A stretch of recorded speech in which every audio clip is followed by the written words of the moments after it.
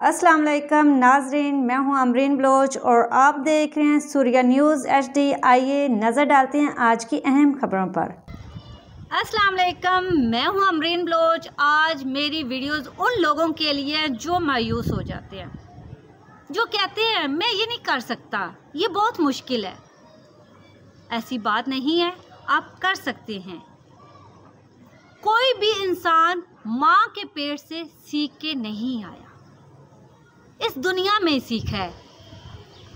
अगर ठोकर लगती है ना, आप नाकाम होते हैं, नाकाम होंगे तो आखिर कामयाबी आपके मुकद्दर चूमेंगी।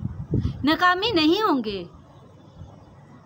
तो फिर कामयाबी की हिम्मत रखिए और मायूस होना छोड़ दे।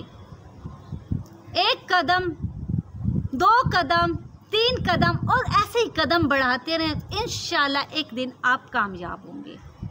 मायूस होकर मत बैठ जाएं।